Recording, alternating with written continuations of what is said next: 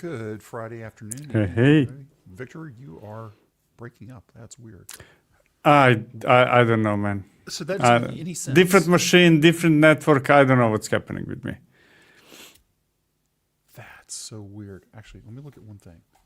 I know I can't make a change. No? Are you sure it's a different machine? I'm sure it's a different. I don't even use this machine for anything else but streaming. Because I'm seeing that same low disk space message that we always see. So now we've got to figure out. Okay, we'll figure that out after KubeCon. My name is Darren. Yep. This is Victor. We'll deal with this later. And we're the host of a podcast called DevOps Paradox. And when we're on Fridays and his machine is working, and my machine is working, that's a different conversation. We do a live stream talking about things of the week that we saw that we thought were interesting. For those of you from Atlassian, our hearts go out with you if you got canned this week. Oh, was there a big layoff? 1,600 people. Oh, my. Yep. Oh, my. About 10%. So... I mean, I don't know specifically about Atlassian, but 10 to 15% is what almost all software companies fell on the stock market last month. Yeah. Abu, good to see you there from India. Which part of India are you in? I was curious about that. I should have asked last week. There's a lot of news. I want to go ahead and get into it. We'll talk about Atlassian here in a few minutes. A little bit more because we have it in there. But this week's episode was with Trevor Stewart from Harness X Split.io because Harness bought Split. And we're talking about feature flags and other things. If you're not into feature flags yet, by the way, it is 2026. It's time to get on board. Is that title quote from the recording? It's brilliant. I love it. I'm going to use it. Sure. Yeah. Did he say? I don't remember if this was AI generated. Come on. I mean, who are you talking to? Hyderabad. Okay. I think it's okay. Cool. South India. It was good talking to Trevor and I had a few other things. Canva's getting better in their images, but I can't get to the point to where I want to do images the way you do them because they just don't look right. Okay, after this recording, I need to teach you what is Nanobana. Well, I know what that is. And then I need to teach you how to create a prompt. It's too I'm not going to say too cartoony, but a little too, that smoothness that I just don't like. Oh yeah, 9:30, Victor. Right now. Oh, and this is the other thing too is we had daylight time change in the States. Victor, it is now 5 in the afternoon for you. 5, yeah, yep. Okay, good. But anyway, podcast comes out on Wednesdays at 6 a.m. Eastern. Before we get into it, I sort of alluded to it.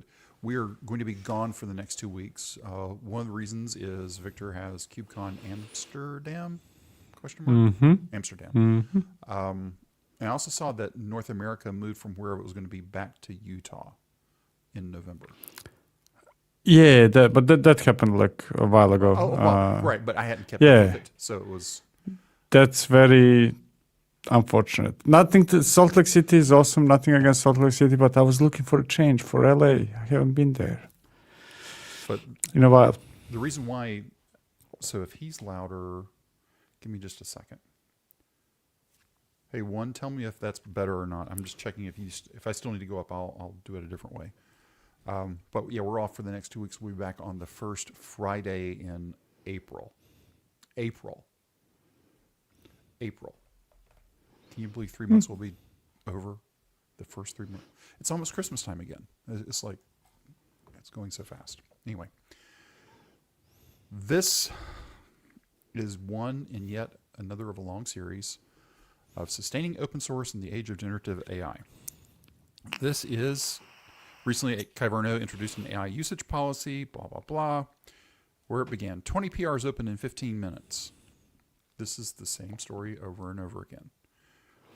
Open source can't handle that kind of influx, typically. Without changing the processes, yes. Without changing the processes, which we've talked about. So because we have so much going on, we won't spend a whole lot of time here because there are a couple places I do want to spend time. But this is just another thing of if you are contributing to open source and you're using AI to help you contribute to open source, please follow the standard that has been laid out by the project as they request. Please. And I'm saying, please, maintainers, add those standards over there as skills, as, That's what I'm saying. skill MD, whatever. If there's something there, help them. great. Help the people that want to help you. It's both sides. Just try to keep up the speed together. So Mark Rusinovich, who, if you don't know who he is, sysinternals before Microsoft bought them. That's one of the greatest tool sets. It's the only good thing that ever came to Windows, and Microsoft didn't actually create it. So they had to buy it if people did. He opened up his Apple II code from 40 years ago. 40 years ago. Anyway, he found a bunch of vulnerabilities in the Apple II code. Now, It'd be strange if you didn't. it'd be strange if you didn't, but it is also interesting that it did find it. Yeah. Right? It's just because it proves to me that, well, this AI thing isn't going to help us on our code base that's been running for 40 years. Yeah. It's been proven by one of the guys that understands internals of systems probably better than anybody on the planet today. It's like, yeah, it works. Victor had to go run off for a second, so he'll be back in a minute. But I thought it was just a good article of, yep, we're going to start finding architectures and code that it's just one of those things. Here's one that I had to laugh at. LibreOffice, again, the open, it used to be Open Office, but then that changed. That's a different conversation. The new version of LibreOffice is actually going to have Markdown. Oh, I haven't used Libra forever. Now shame on you for not having Markdown. Exactly. It's like, why would something like, of all the file formats, it's like, oh yeah, we got DocX, we got all the other things that we can do, but not Markdown. But Markdown is coming. You know, to me that smells like, hey, so developers of LibreOffice must be using Markdown somehow, somewhere, right? I don't believe that. Huh? Something triggered it. Yeah, but but does that mean that, assuming that they're using Markdown in some form or another, that they're not using LibreOffice themselves? Where is dog fooding there? Yeah. That's a good question. Okay, now I know why my audio is down. I don't understand. You probably hear me louder now, right? I hear you louder, yes. Yeah, I don't know why my... Okay, hang on a second. I want to test something while I'm here. I have no idea. Okay, it's working now.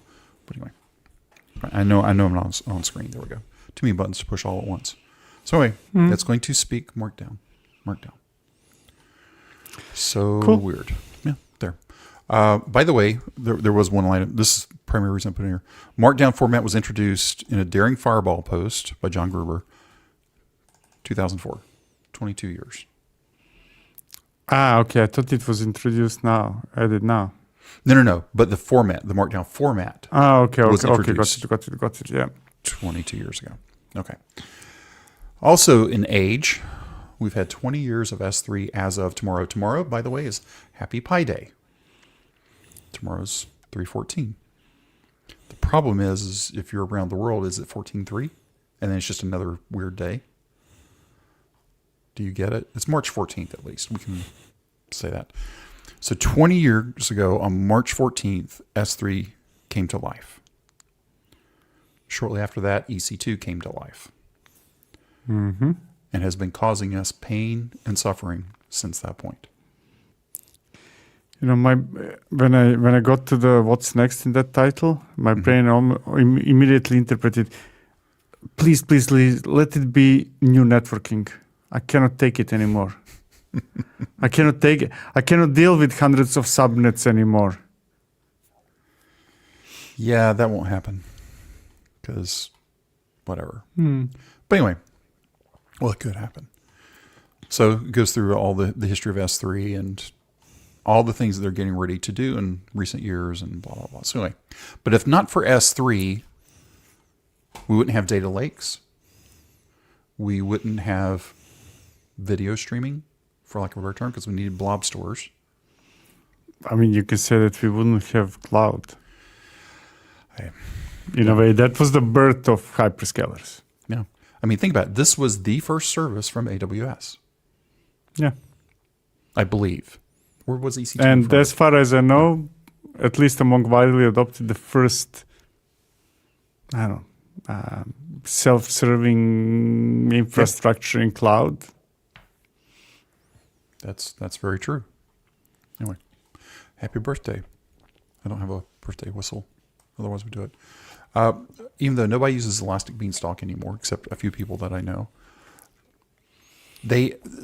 I think this is a tell of where they're headed.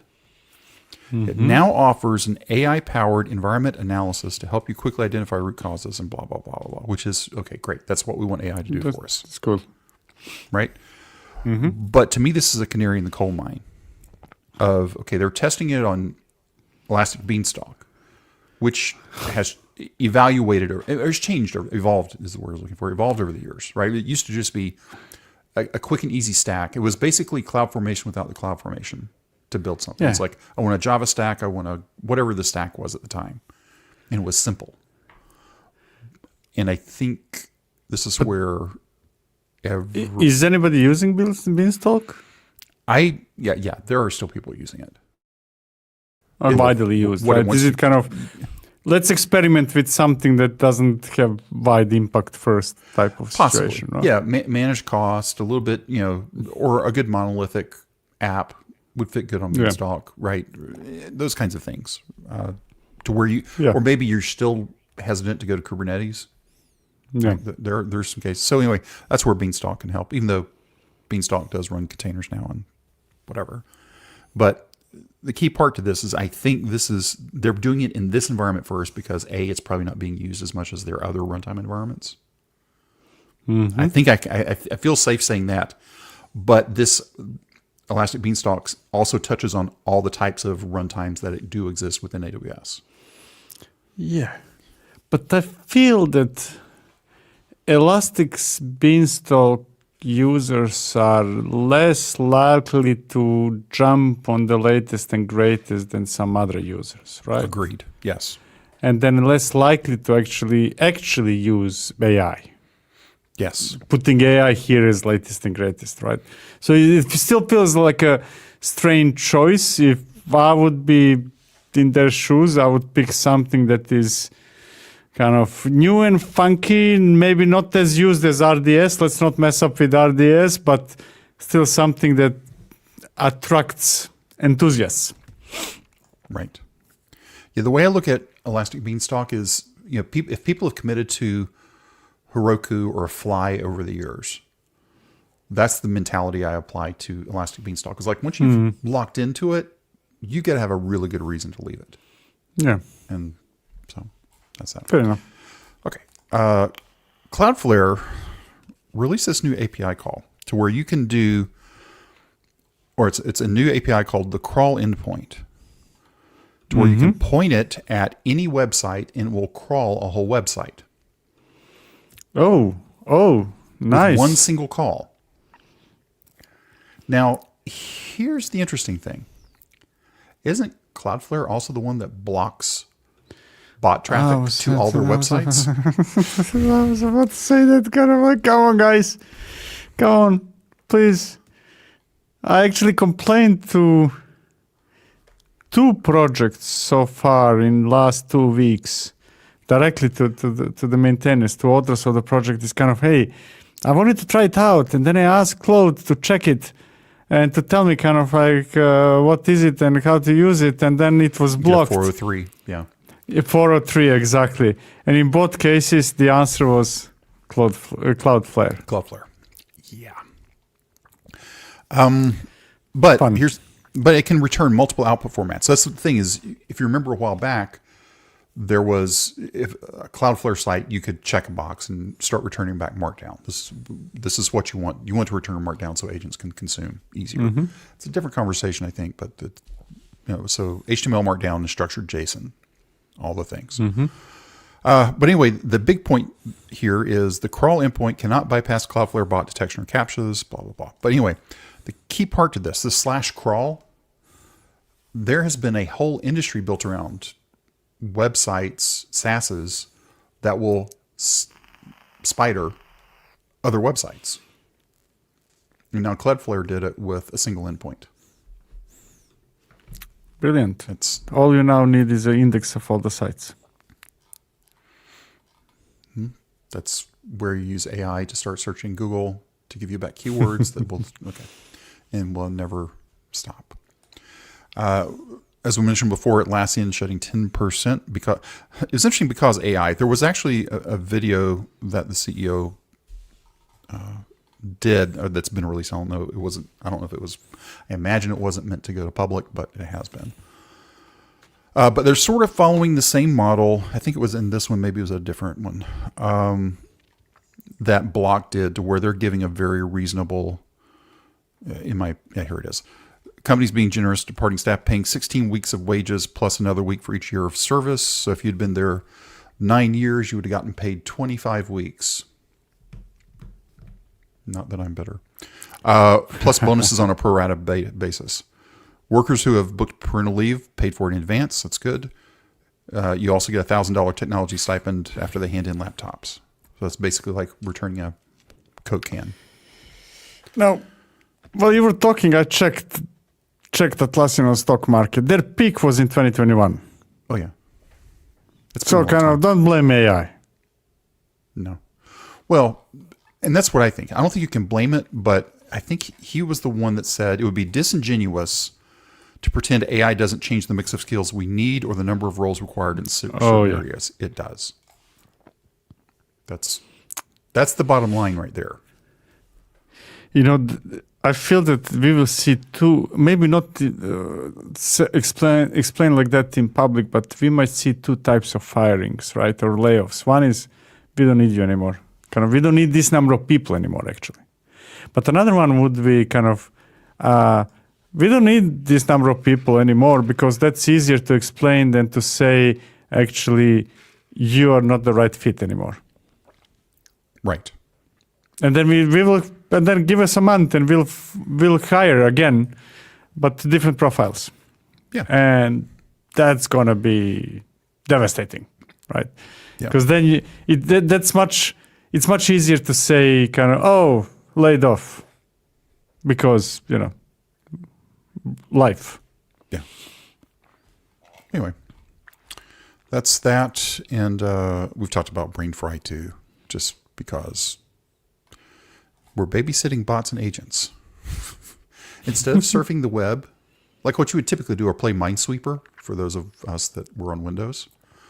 Now we're just flipping through Windows, keeping the plate spinning.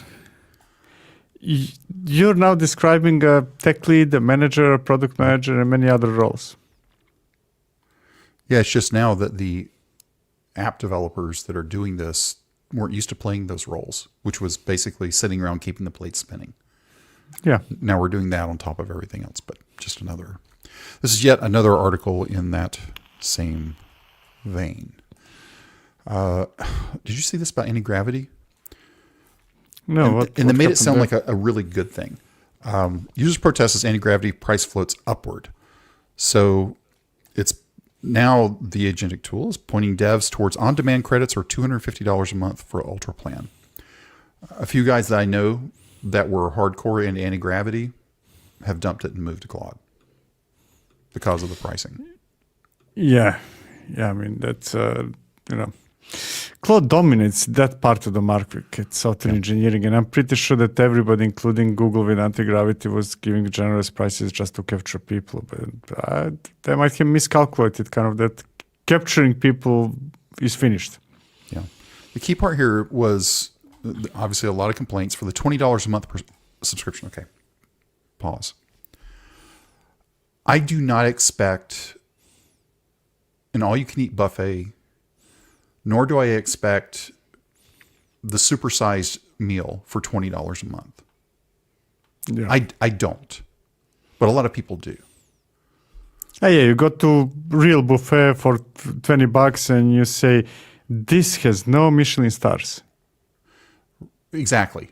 That's my problem with some mentalities around people complaining about, well, this used to work for $20 a month and now it doesn't anymore. Just wait. It's going to get even worse. Now, as somebody that pays $100 a month, I am paying $100 a month to Anthropic. I also still don't expect all you can eat. But if I show up for an extra drink, I also don't expect to get my hand slapped. And that seems reasonable. But it's getting very, very interesting there. I don't know if this is going to be 3 steps back for them, but the people that I do know, some people that I'm working with right now, they only work with the Gemini models. They only work with Google stuff. And they're considering dropping AI completely now because of this. Dropping AI? Dropping, oh my. Yeah. Okay. That's Again, kind of, I'm that's a unhappy different with conversation. AWS. I'm not going to go to Cloud.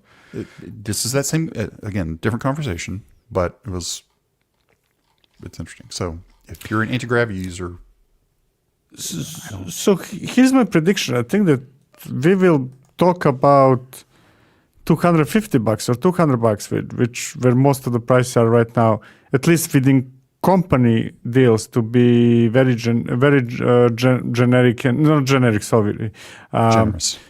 Generous. Yeah. I would not be surprised that prices go to, let's say, $1,000 per employee. Yeah. In not so distant future, and that companies will gladly pay it. Gladly. Yes. It sounds a lot. I cannot afford $1,000 myself, right? But when you look at it from the company perspective, how much people cost, and if they are really, let's say you double productivity, $1,000 is not much. Yeah, $12,000 a year. I would do it Yeah. as a company, as long as As I've a company, got revenue, as long as I got revenue to pay for it. I'll do Yeah, it. I mean, if you don't have revenue, then Go get a job so you can have revenue. Let's put it that way. Okay. Anyway, that's that. I got clicked. The Industrial Revolution of this is from a guy named Will. I thought this was just a good. This is a long post. If you haven't seen anything from Will before,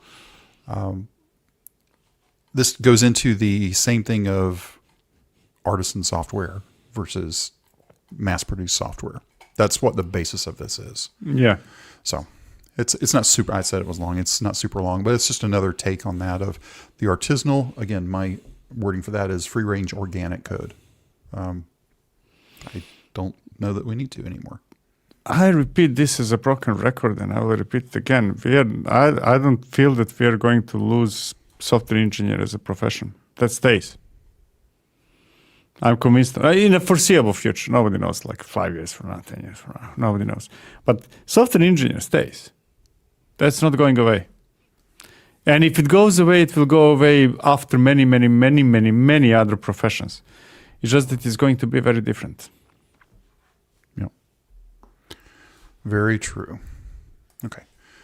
Think Tax. This was interesting. This is from Patrick Dubois a couple weeks ago.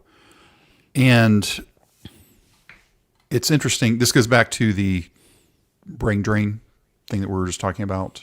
Not brain drain, brain fry, brain fog, all the things. Anthropic's own research found developers using AI assistants scored 17% lower on comprehension when learning new libraries. Debugging skills took the hardest hit. And Yep. the progression is predictable. A month is a honeymoon. 2 to 6, you drift. At 6 months, the cliff. Code surpasses comprehension capacity. Approvals are based on test results, not understanding. Debugging becomes archaeology. But, I will argue that happened gazillion times before. Yes. I will use again C versus whatever came after it. Right. kind of how many people now using Java or Python or stuff understand how to debug issues in memory, right? You don't have to. It almost never happens. You don't allocate memory wrongly in your code anymore. It's okay. It's just the next logical step, I guess. Yeah, the real question here, and I don't know, which might also be the case, is debugging, are people worse of debugging now with AI than they were debugging without AI? And when I say with AI, I don't mean debugging without AI code generated by AI. That right. I'm convinced that they're worse at. But using AI to debug issues produced by AI in the first place. If you're worse than that, then that's a real problem. Yeah. So again, this is just another long post from Patrick, but bottom line, don't treat agents as a substitute for thinking. Oh, yeah. That's the one thing you still have to think. In fact, I was running that this morning. I'm setting up a new Windows agent for my Jenkins server. Don't yell at me. And it's fresh install. And how often do I use Windows? Well, okay. I use it for my financial software, but I don't use it for anything else. So I don't know and don't remember any of the developer tooling on it. So it's like, oh, Winget is the brew. Okay, great.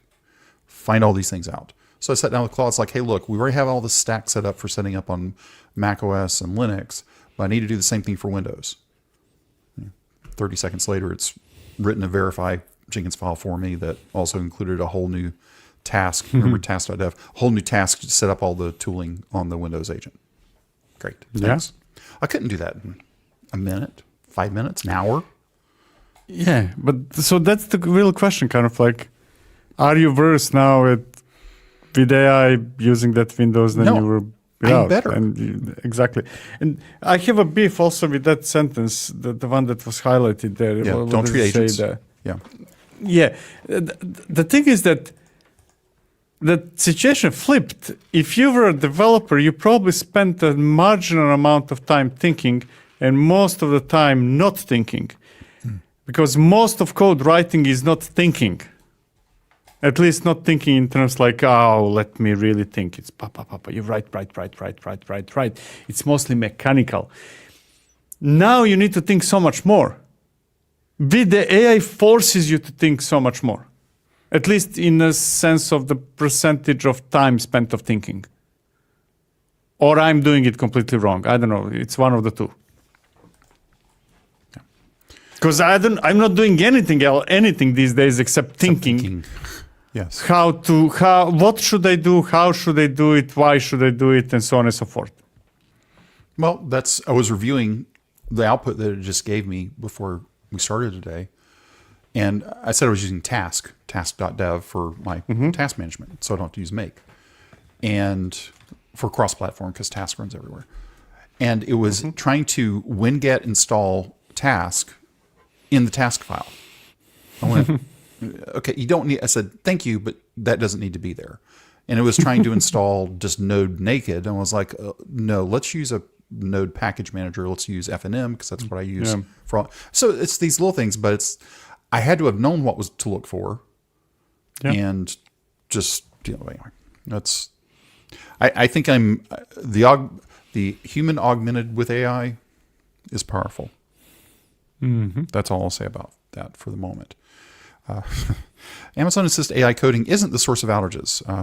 Amazon, the store, and AWS has had some problems over time. Let's put it this way. We can talk about it on all the other sites. Once it shows up on the register, that's when I tend to pay a little more attention. Not that it's perfect, but it's like, okay, it hit this point. And it's not in the op-ed section. And also the Financial Times reported the same thing. We talked about Kiro, I think, recently. Yet another post talking about, oh, no, it's not that. And I'm seeing a lot of back and forth of, okay, now seniors have to review anything that comes in from AI.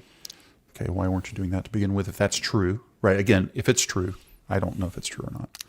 But I don't know whether it's comparable because I haven't seen the stats, with AI, without AI, and all the stuff, but real stats, not kind of fantasy land. But somehow it reminds me of self-driving, in terms that whenever there was an incident that involved self-driving cars, that was a clear sign how that self-driving is so dangerous and we shouldn't be doing it and all that jazz, right?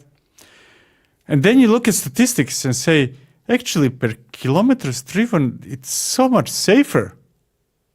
And that's not even today. That's in the past. Now it must be even better, right?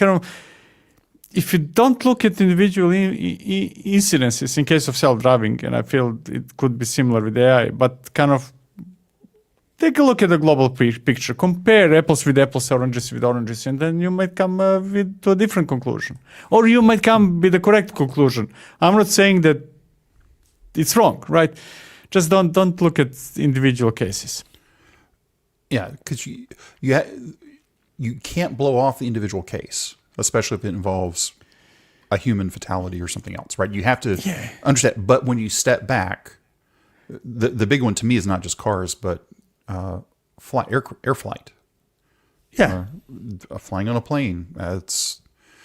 It's amazing to me we have as few crashes as we do. Yeah. So I have to think about it this way.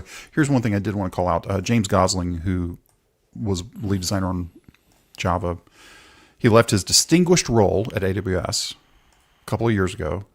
The company's focus on revenue generation at the expense of everything else resulted in layoffs to teams that didn't generate revenue but were still important for infrastructure stability. The OpEx people. Mm-hmm. And right now, where's all the money going from? OpEx to CapEx. It's that time of season again. If you don't understand the differences between capital expenditures and operating expenditures, that's your homework for this weekend. If you can get the understanding of that, then you understand why there's layoffs happening. You understand why there's downsizings of other types, not necessarily just layoffs, but right sizings. Big deal. Okay. This went around all last week. Late last week. In fact, was it last Friday? I don't even remember. Oh. So this guy basically had his Terraform thing wipe out everything. And they lost everything. One Terraform command. But people have been responding Is this to this. again AI Terraform going crazy, or is this... Yeah. Okay. Yeah. He went to go get his backups. All the backups were gone. Blah, blah, blah. It's just, again, people were telling him, it's like, okay, you probably shouldn't have been doing this. You shouldn't have been doing this. It's like, well, yeah, I shouldn't have been. But if you're a founder and you're trying to get something shipped, you don't think about all the things, which I'm going to talk about in a minute. So we'll see how this guy's plays out. An article that came out from Patrick today on the Tessel site that, again, Patrick is smart, the father of DevOps. It's funny, they even put that on there for him. I guess they need a backlink for something. Context and maturity for AI coding teams. I think this is going to be the next big thing, because until things run in production, you don't know how something's actually going to run. Yep. Agreed.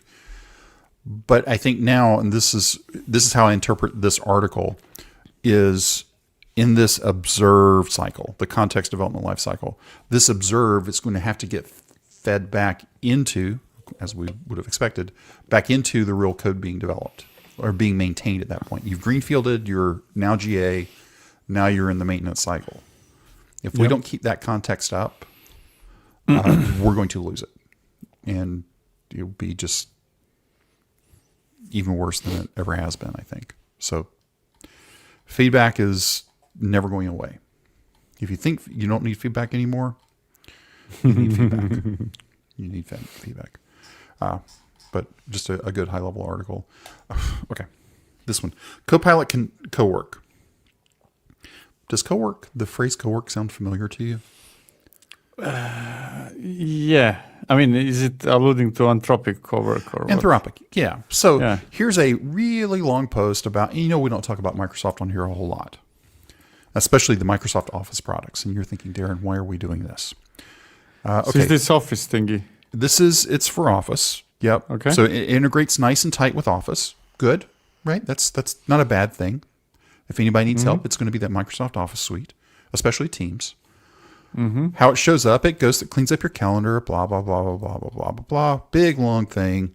And we finally get down to the final paragraph.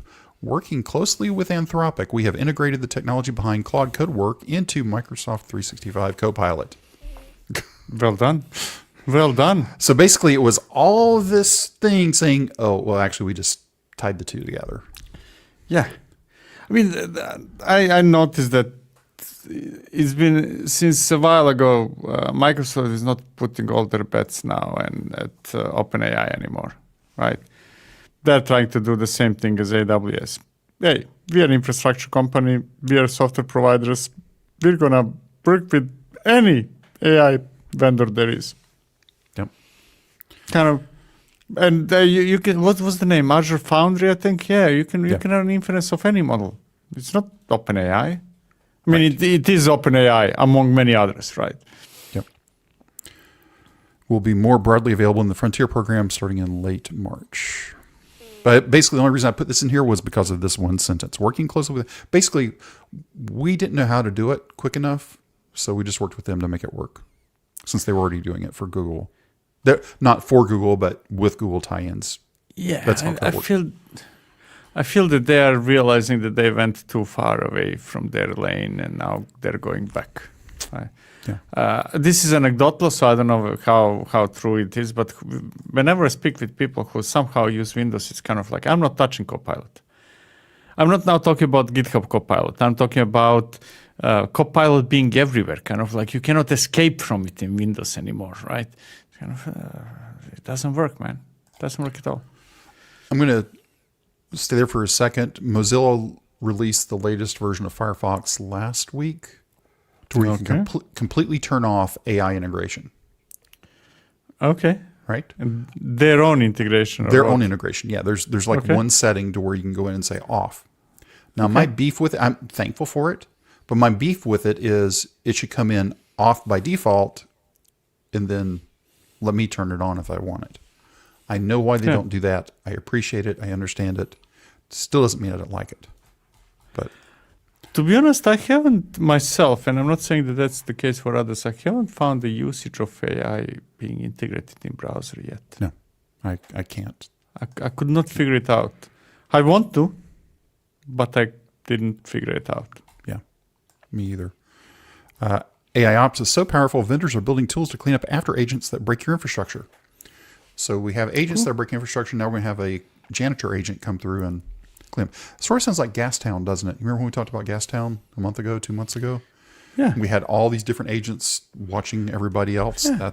Now we have companies building agents to watch other agents. Yeah, that's inevitable. That's coming.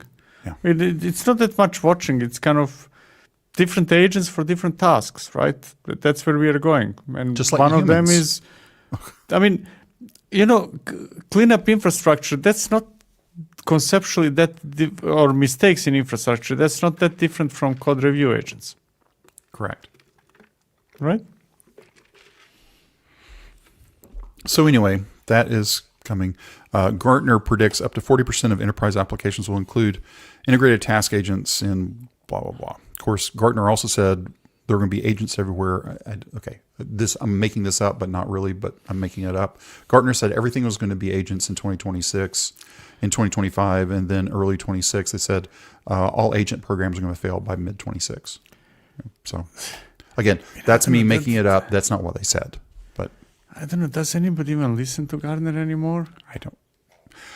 Well, the analyst companies have something to be worried about because now I can just ask my agent of flavor that goes and, in theory, pulls in the actuals from all of the real vendors, and I can create my own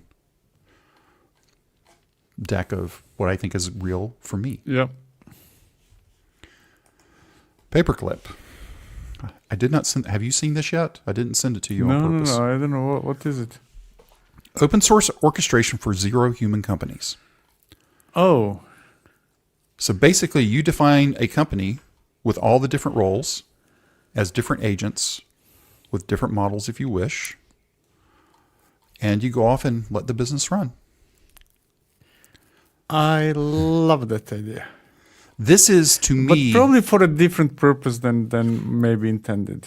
Okay, go ahead. Why do you love it? So I'm not sure that we are at the level that I would trust this to run my company. I don't think that we are there. But it sounds good that, hey, I wake up in the morning, I have an idea. Let me set it up like a pilot. Let's see whether there is any meat on that idea. And then we'll talk later if there is, right? Kind of like I can spin up maybe dozens of companies and just kind of to test the market in a way. It's not so dozens of companies. Well, you could model a company, but also within an organization model. Do we want to do this kind of team? Would it make sense for us to build this type of team? What would that look like? Ah, okay. Right. Okay, so it's more like a prediction, you mean, than operational. Well, this is operational. This does that, but extending your model to where, okay, I could test this company model. I'm saying within a company, I could test. It's like, okay, we want to spin up this new. We want to test. Okay, how many projects have you been on? It's like, okay, we're gonna get Victor from this team. We're gonna get Susie from this team. We're gonna get all, and we're gonna pull them all together and we're gonna create this new team, and see how it works for this new greenfield thing we want to try out. Yeah, that's similar to what I mentioned before, right? Kind of maybe in a slightly different context, but yeah, let's try things out. Yep. This is paperclip. It's a top level domain I've never heard of before. ING. ING. Okay. ING. Paperclip.ing, and you can get it on GitHub. Nice. Nice little setup. I have not tried it yet because I did get my taxes done yesterday, and I got everything from my financial planner done yesterday. So the only thing I have to do is edit podcast right now and finish up one other thing, and then I can start playing again. Maybe. I saw this today, the agency AI, so it's called the Agency AI Specialist Transforming Workflows. So basically, this is a stack of agents that you can pull in and use as is. So there's a front-end developer, a back-end architect, mobile app builder, AI engineer, rapid prototyper. Most of these, if not all of them, so that's the technical side. There's a design division that has a lot. There's a paid media division. Mm-hmm. There's a sales division. There's a marketing division. Project management, So testing. somebody created a bunch of prompt skills, A bunch of, essentially. And well, let's see what they are, just to see for sure what they are. So engineering, because that'll be easier to see. yeah. So they are just prompts. Yeah, they are prompts yeah. or agents. I guess you could define it as an agent. But Yeah. You know, there are different types of people, right? Kind of non-technical, let's say, non-engineer. I mean, they probably wouldn't discover GitHub. But I feel that for us engineers, if I or somebody in my organization have experience, I somehow go towards the route of doing it myself. Do it myself. Yep. In a way. The thing that's interesting I here. would probably use this as a kind of, let me see what's the starting point. What's a starting point? An idea generator? Because, okay, so you and I have never been C-levels in companies, right? Yeah. So if they had a C-level here, it's like, what does a chief marketing officer do? Well, it's like, oh, okay, that it may or may not be correct. They even have a Roblox studio. Okay, why? I don't know. But building a startup MVP, so you have a front end, a back end, growth hacker, rapid prototyper, reality checker. Yeah. Seems reasonable. So imagine this for just a second. If you took this and wired it in with Paperclip, what do you get? Yeah. Right? These two together might be an interesting... I imagine that behind the scenes, Paperclip is very similar to that. Yeah. But you still have to define, I think the way I read it in Paperclip, you still have to define the types of agent. But it says hire a team. So I don't know. I haven't. Since I haven't played with it, I'm not sure. Yeah. Okay, a couple of things from Anthropic. Claude review. Actually, a few things that happened since last week. Quite a few things. So code review. This is only in Teams. I read that it's going to cost anywhere from $25 to $50 for every code review. I'm not touching it. Yeah. Well, it's not in Teams, so we don't have access to it. Unless you have access to Teams. I do. Okay. But I'm not paying, 15, 20, 25 bucks for here it is. PR? Reviews are built on token usage, which generally average $15 to $25, sliding with PR size complexity. No, I'm not doing that. I'm sorry.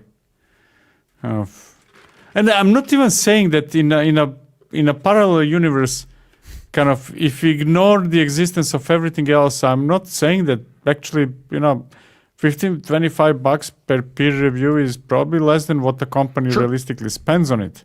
Yep. It's just that, come on. That's cash. I mean, compared to other kind of like, how much better does it need to be compared to CodeRabbit? And I'm using it as example, or dozens of other similar tools, right? It needs to be hell of a better. I did look at CodeRabbit because I've got some private repos that I can't use CodeRabbit with because I have to pay for it. But CodeRabbit's $30 a month for unlimited PR reviews and everything else. Let's say that it's comparable. Let's say that it's even half as good. Still kind of like CodeRabbit. I mean, compared to this, if you say $300 a month, is still nothing. Yeah. Compared to this. Yeah, I create multiple PRs a day, and that's me alone. Yeah. Yeah, I'm still at the point where I'm doing PRs because I'm just going to main all the time because yellow. But yeah, but conceptually the same. Let's say you go directly to main and you will still like that to be reviewed. Doesn't matter that it's not PR, correct. Right? Yeah. I'm not paying this. I mean, I would be paying probably at least $100 a day. Yeah, it just at least feels be expensive. Now we had news. What was it at the very beginning of this show? We had news that what is it? Antigravity subscription jumped to $200. Yeah. Now, do we understand how cheap that is comparable to this? It's really cheap. Yeah. I'm not touching that out of principle. There is a new plugin called Skill Creator. I have used this mainly for refining agent skills. It's really darn good. I was extremely, extremely pleased. How does it work? I haven't tried it yet. What's the gist of it? You point it to a skill and so because I was refining skills, that's what I did. I said Skill Creator. Let's review whatever the skill name was, and go from there. Let's improve it, or give me anything you find out about it. I'm open to suggestions, something like that, and let it run off. It's sort of like hiring a consultant for your skill. That's the way I look at it. A couple of things that happened in Claude Code. There was a memory leak I noticed in 72 and 73. 74 is currently out, at least as 74 was the last one an hour ago. But there are also two slash commands. There is a /btw, by the way. So if you're in the middle of a long run for whatever reason, you can just do a /btw without interrupting the set or without interrupting what's happening right now. And the other one that I saw for people that haven't started using voice, which I am one of them, there's now a /voice. So if you don't have Whisperflow or any of the other voice things, you can just do /voice and talk to it directly. I'm going to test that out this afternoon. I think that was that one. Yep. Okay. LSPs. You know what LSP is, right? LSP, the language? LSP. Lisp. No, not Lisp. LSP, what's used inside of IDEs to help make code go faster. LSP servers. Okay. Right? Oh, yeah. Okay. Yeah. Language service. Yeah. Language server. Language server protocol. That's what LSP is. Yeah. There are, and this guy's LinkedIn post goes into why he's using it. And so I was like, oh yeah, I forgot that LSPs are available. So I went out to the Anthropic site. Actually, let's go there real quick. I don't care if we go long here. Anthropics, because somebody already had Anthropic. If I go to Plugins Official, and go to plugins. There is a handful of LSP. There's a C#. Yeah. There's a Go. There's a Rust.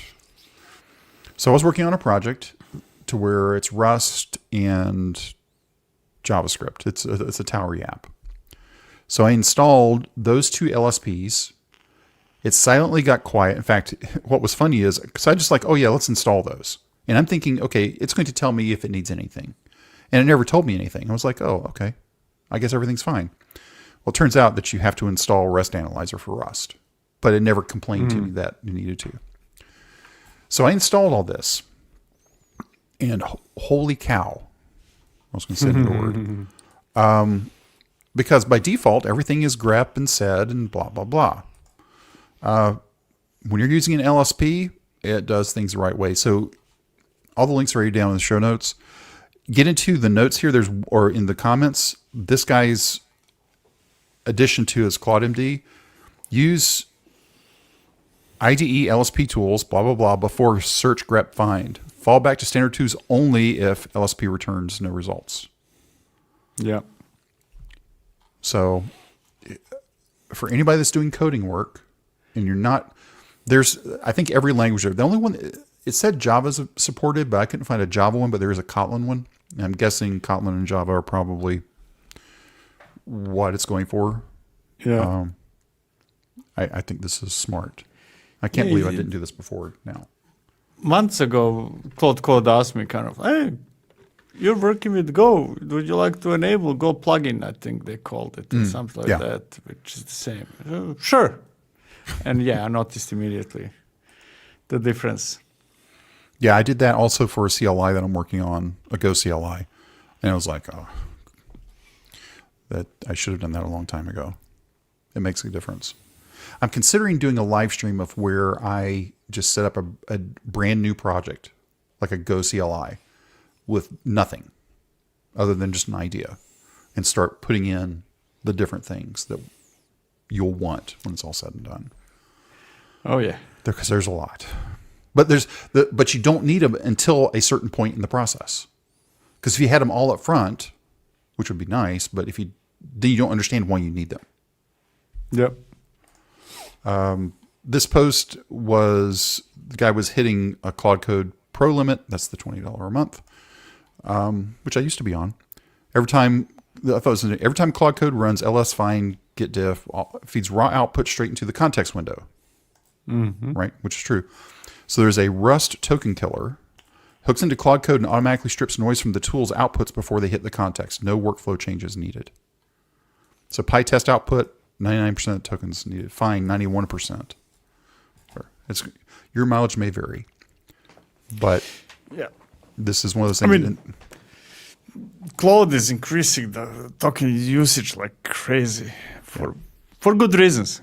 Yeah. It's been for months now. It's in my case at least. It's just spinning up sub agents like crazy. I'm going to spin up without even asking you, because it's a good thing. I'm going to spin up 5 agents. I'm going to explore that thing and come back to you, to your context, not polluting your context. It's absolutely amazing. And expensive, very expensive. But the thing I discovered recently, I don't know how old it is, /BTW. Yeah, I just talked about that. Yeah. Oh my God. Yeah. Oh my God. Were you asleep when I was talking about it? I was probably looking at my agent doing something. Oh, okay.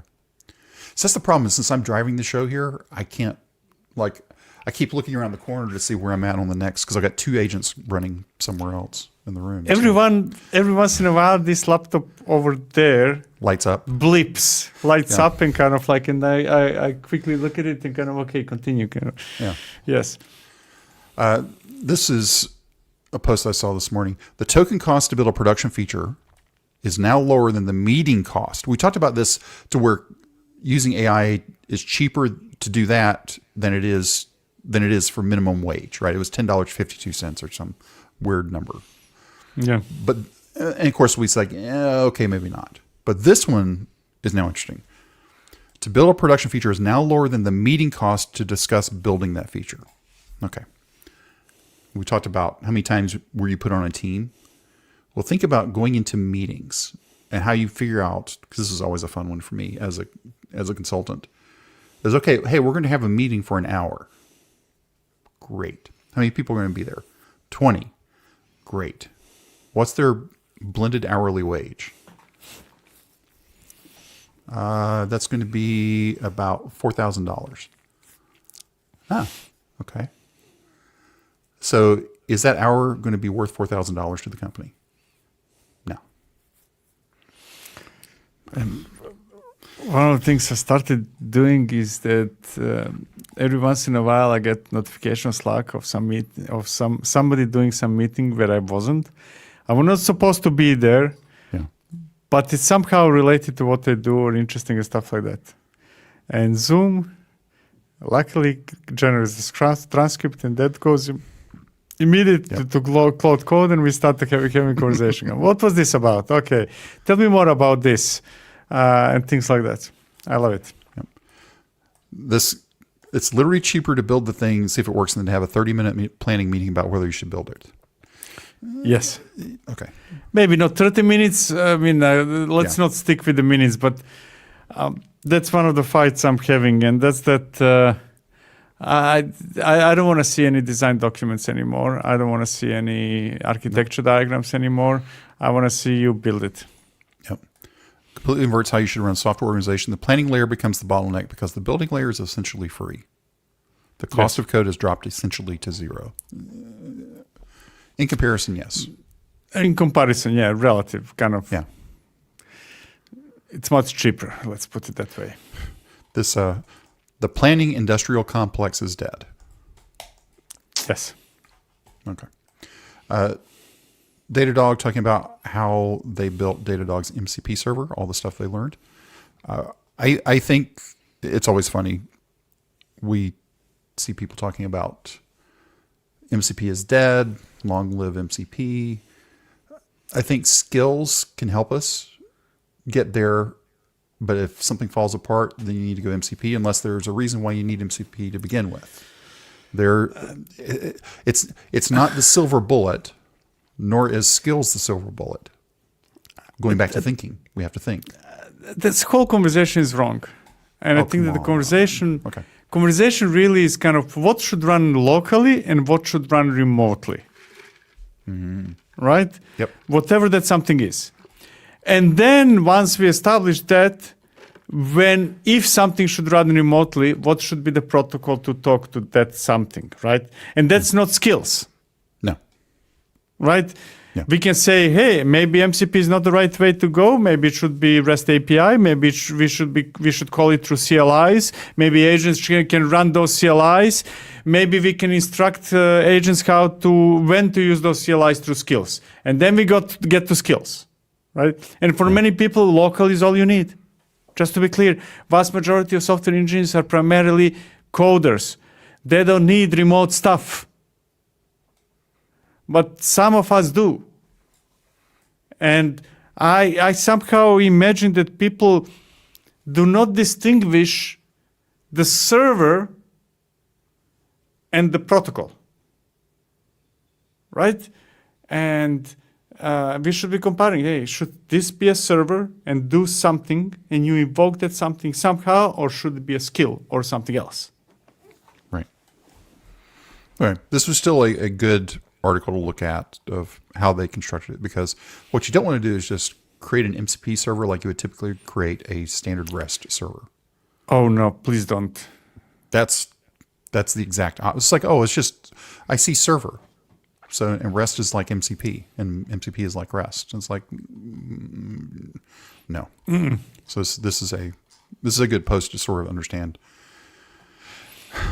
literally how the big dog did it. Okay. Yeah. Big dog. That's okay. Anyway. All right. You need to rewrite your CLI for AI agents. Going back to sometimes all I need is a skill to call CLI. Yes. But like we saw a couple posts ago, to where we're getting back so much context from CLI, like PyTest, and we had all these extra things being loaded into context. So here's what I did. I took this article, assuming it was written by a human. Whether it was fully written by a human or not doesn't really matter, but assume that it is. And I went into, because I'm writing a couple of CLIs right now, knowing that one of them is going to be consumed potentially by an agent. I was like, assuming this article is correct, what changes do we need to make to the CLI to conform to what's been proposed in this article? Here's all the things you need to do. And 30 minutes later it was done. There you go. And here's the reason why. Because before we go there, this guy built a CLI for Google Workspace. Like, I do not want to turn on AI inside my Google Workspace. I just don't. Yeah. But I would like to have a CLI to interact with my Google Workspace. Correct. That's right. Which is, by the way, the next link is GWS. It's one CLI for all of Google Workspace. But I found the CLI that then led me to this article. Yeah. Of why he wrote it the way that he did. So it was interesting because, again, me thinking through that, okay, maybe I'm going to do a live stream about this. This would be, okay, if you're building a CLI that's going to be called by agents, you want to make sure you have output JSON or output tune or output something so that the agent can consume it, along with a human visible thing too. Yep. Okay, I didn't know if we were going to go down a different rabbit hole there. The last CLI I built, the first decision I made is kind of no human output. Kind of, so only JSON. Because normally in CLIs, you would have a text output and then dash output to change it to JSON or something else, right? It's kind of no, let's just make JSON the default output. Right. And then do a dash output human. Or one day, whatever. Maybe. Yeah. If I ever start using it directly, yes. Okay. Anyway, I thought it was a great article. And again, I found that from this CLI for Google Workspace, which I do use Google Workspace. Now, it is under active development. Expect breaking changes. Okay, great. I have a lot today, Victor. Are you still okay on time? Or you got to roll? Because I'm all good. I have until 1:15. 1:15. Okay. Well, then I'll start a quick run here. Proof, your agent's favorite way to write documents. Basically, this is like a Google Doc to where humans and agents can collaborate. And you can run it as a server yourself. You don't have to use their service. Deploy intelligence. This site was created from scratch with 1 hour human involvement. Building a AI personal operating system. Talks about Constitution, OpenClaw, how he's doing everything. So we've talked about this stuff. This guy, he's the product lead for Near.com. Whatever. It was just interesting how he set stuff up, Constitution and all the other things. Okay, I said Constitution 3 times. So it's operating system effectively. It is a mental operating system. It's not an operating system. You don't need a vector database. I thought this was interesting. Okay, tell me more. The mouse. Do you see you see the floating dot? I'd rather have a real mouse because this thing is slow to respond. How schema.org structured data. You know what schema.org structured data is, right? Replaced an entire RAG pipeline with zero cost graph traversal, eliminating vector databases, embedding models, and chunking heuristics while delivering higher accuracy for less than a penny per interaction. Nice. So basically, it goes through why, what, how, and at the bottom, he says, now look. And it also talks about why it can't hallucinate, which I thought that section alone was really interesting. But it's a super long article. What this means, where's the open question? Was it this one here? There is a section that talks about, okay, this isn't going to cut it for triple extra large type projects. Because then you're dealing with just massive amounts of data. I can't find it right now. Yeah. But if you're thinking RAG is your only answer and you only have maybe 500, 1,000 pages of source documents you have to deal with, this might be a better answer. Fair enough. Just it might be a better answer based on how I read it.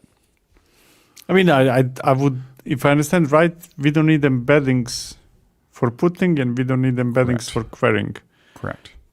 I mean, yeah. So, rank claw. You can check any AI skill before you install it. I thought this was a pretty good idea. Now, how can you trust that rank claw is not going to, okay, we get into a whole different conversation, but maybe why not take a look at it for anything like we were talking about the earlier skills from the AI agency. Okay. That might be one to take a look at. Vuln Hunt. It's a red team vulnerability type tool. I'm not going to go into a whole lot, but it's a community edition for that. Knowing that you got to leave. I'd forgotten about this. It's been out for a long time. Loading secrets from 1Password. Do you use 1Password as your password tool anymore? Google. Okay. I still use 1Password. And even though I don't use GitHub Actions that often, there are a couple. And it's like, oh, this would be a much better way to do things. So you use it with GitHub Actions or kind of it privately is actually a browse? GitHub action. No, it's a GitHub action to interact with 1Password. And it's from 1Password. So it's as official as it can be. Fast Run Open Ant is an open source LLM vulnerability discovery product that helps blah, blah, blah. Okay, look, I appreciate this, but stop having AI write all your descriptions because it's hard to say it that fast. There was an article I read about this. It was actually the technical article from Gnostic. Pretty proud of the product. Okay, well, just tell me what it does, right? So supported languages, Go, Python, blah, blah, blah, blah, blah. Okay, so proactively verifying verified security flaws while minimizing both false positives and false negatives. Okay, I'm going to use my words, not theirs. This is a Trivy type scanner. Yeah. Is my guess that I haven't tried out yet. But still have some Go things. I'll try it out on those. Counselors. This is where you have it dispatches the same prompt to Claude, Codex, Gemini, blah, blah, blah, whatever, collects their responses and writes everything to a structured output directory. No MCP servers, no blah, blah, blah. So you're just trying to figure out, okay, which one's giving me the best one? This is where Prompt Foo comes in, which I saw that Prompt Foo was acquired by OpenAI. I don't know when. I talked about Prompt Foo a couple of years ago. And it basically gives you the quality of answers. You know, where's it at? But Counselors is a different way to look at it too. So that's Counselors. Octobud, super fast inbox for your GitHub notifications. Mac desktop only. So now you can see all of your issues coming in. I haven't tried this yet. So it's inbox, tracking all your... I could use this for the Jenkins stuff that I'm doing. This would be very useful. Backlog MD, a Markdown native task manager and Kanban visualizer for any Git repository. So it's a TUI for doing Kanban in a Git repo. It has Markdown. Yeah, I just asked Claude to write you one, or you just ask Claude to figure it out. No, to kind of, what are the open issues? Oh, yeah. But you're using GitHub issues, right? Yeah. Okay. What I'm trying to say is that I'm not leaving Claude. That's what I'm trying to say. Got it. Yeah. I'm not going to any other UI. No other tools. Yeah. Okay. Pinch Tab. This is a standalone HTTP server that gives AI agents direct control over Chrome. Anthropic had added in that preview Chrome driver something. Basically, this is just a bridge to drive real browsers. Like for testing and stuff like that. I guess, yeah. Whatever I mean, you may or may not want. That for testing, I understand. For fetching data, kind of like, hey, don't need it. I don't need those things. That's not what I don't think that's the purpose of this.